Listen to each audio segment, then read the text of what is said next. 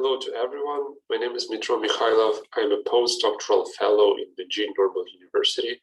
And today, together with my colleague and co-author Sergei Nizhinsky, who is media designer and artist, we have prepared a presentation for you that I'm going to introduce to you right now. The topic of our today's presentation is virtual reality as a new technological environment for artists' imagination. Our presentation will include 7 main steps. Within the first step, we will introduce imaging and imagination from phenomenological perspective. After that, we will define the term of techno-art that was produced and created by Don Heidi, and we will introduce it in post-phenomenological perspective. After that, we will show that we will try to look at the history of art through the lens of the history of technology. Within the next step, we will focus our attention on the last part of the history of art in its relation to digital technology, and namely virtuality. After that, we will try to compare material objects versus digital objects, and we'll try to show the main phenomenological difference between these two types of art objects. After that, we will show that the phenomenological relationship between virtuality, author, viewer, and art object could be explained from different perspectives. And actually, virtuality in this place, in virtual environment in general, would play a vital role and could transform our perception as the perception of the author, in the same way the perception of the viewer.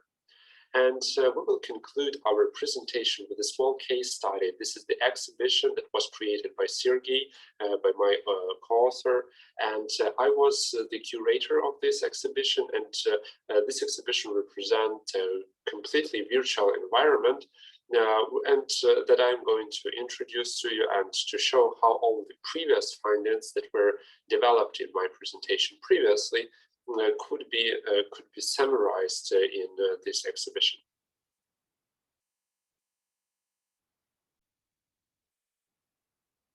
So let me begin with the general definition of imaging. That is an activity of producing a new reality, the reality of the images directly related to previous perceptions or indirectly linked to them, which enables the subject to enlarge his or her own world.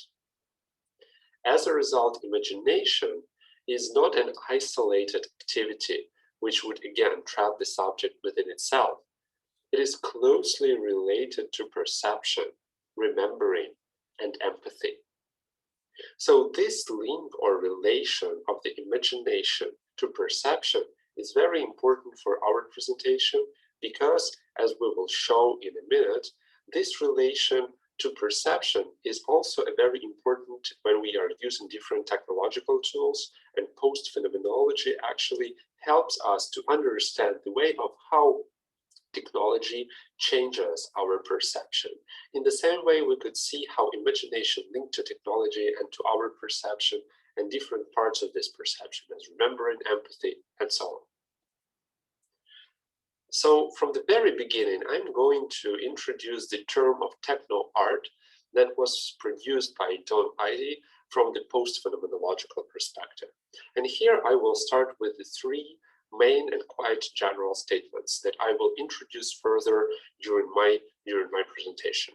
So the first statement is that the interrelation between imagination and technologies lays at the core of the art practice. The second is that the history of art is a history of technology that are tools of expressing of the author, of his intentions, of his or her intentions, etc., etc., etc. And the last statement is that the speed of technological change in today's era is much faster than before. That gives us the general intuition that today's author stays in a kind of special position when, by means of new technological tools, he or she could express their imagination and intentions in a new unpredictable in many ways. So let's have a very brief look at the history of art through the lens of the history of technology. And here I will start with the Renaissance, and there are like 5 main technological inventions that has influenced heavily on the art practice by itself. So the first one is the invention of the optical technologies, such as camera obscura. The second one is the development or discovery of new colors that actually gave a lot of instruments for the painters to create and paint in a new way. So the third one is the proliferation of musical instruments that actually took us to some kind of musical revolution that took place during the Renaissance. And of course, the famous Renaissance perspective that took us to the realism in art.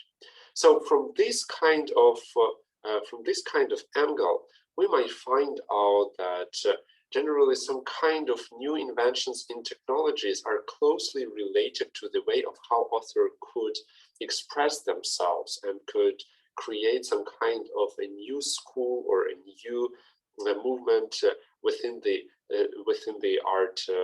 different epochs of art.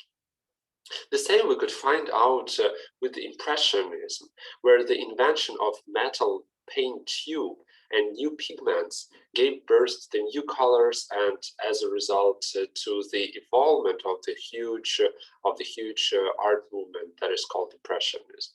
After that, we could generally find out that cinema and photography were the next stage in this kind of art history, next technological step in this art history. And finally, the last stage where we are living right now actually is the digital revolution that gave us the opportunity to use different virtual environments, to which we will dedicate the next part of our presentation.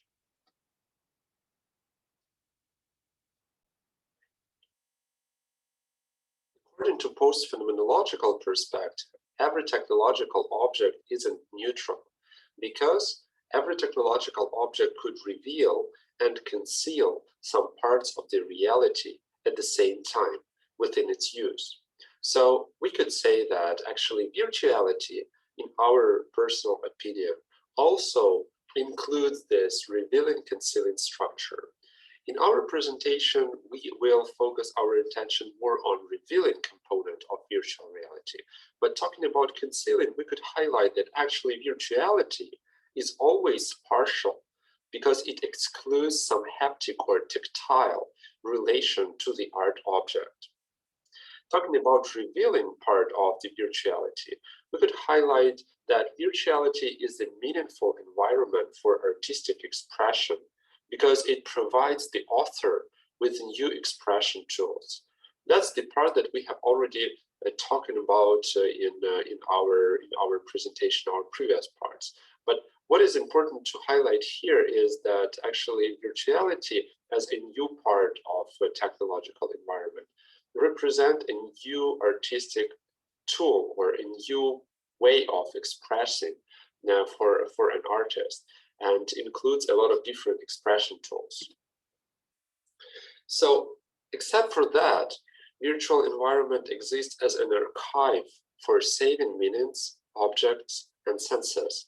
This is the idea that is not so popular, but nevertheless, it seems important that through the virtual environments, we could save and store different objects and different thoughts and senses and meanings. So from this perspective, we could create some kind of a store place where all these ideas, objects, and meanings could be saved.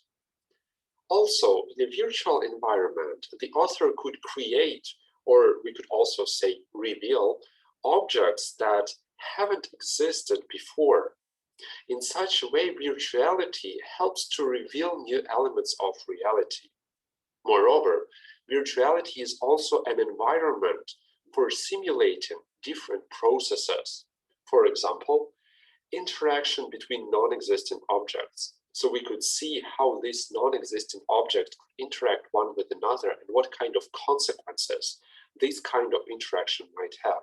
All this is due to virtual reality and virtual environment. So for now, we would like to make a short definition and to show the difference between the material art object and digital art object, because there are a lot of differences between them.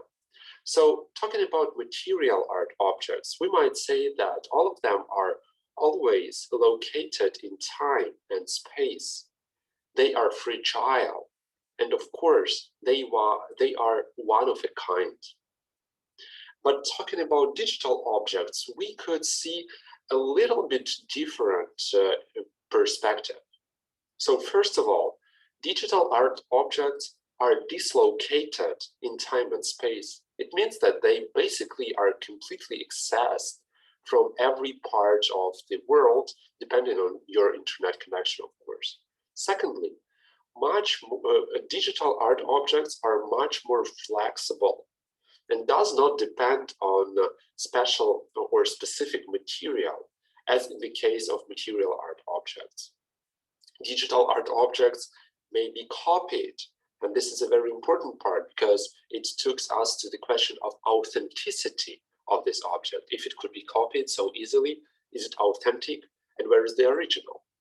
And finally, I could say that in this perspective, to summarize everything, we could say that digital art objects, to some extent, are even closer to ideality than to materiality.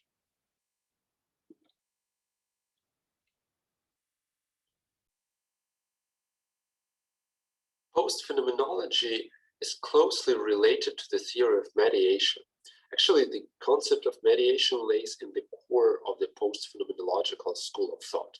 But if we will try to find out what kind of mediation represents the virtual environment, what kind of answer it might be, from our perspective, we think that actually virtual environment is closer to background mediation.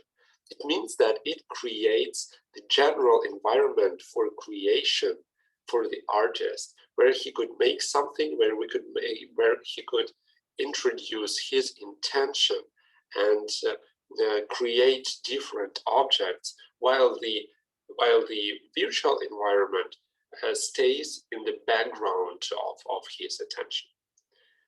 Depending on this, the creation of object, the artist could have an opportunity to create of objects that have never existed and may be impossible in principle in the real world environment. Moreover, creation the author could create not only impossible objects, but also connections or links, relations between different impossible objects that might create a net or the whole world, whole new world. So everything is possible because of the virtual environment. But what could we say about the viewer or the visitor of this exhibition? What kind of transformation in his or her perception might take place because of the virtuality? So first and foremost, we might say that the visitor could have the opportunity to manipulate the digital images. This manipulation could help him or her to understand or to see or to highlight some parts of the art object, sometimes even better than in the real interaction with the material object. Of course, there is an opportunity of to zoom in and zoom out for seeing different nuances, angles, and perspectives.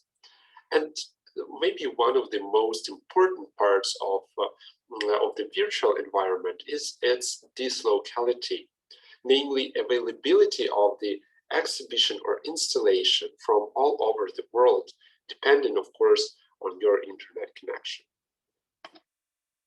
So for now, I'm going to move to the final part of my presentation and to introduce to you the exhibition that was created by my co-author Sergey, and where I was the curator. It's completely virtual environment. So right now I'm going to introduce it to you.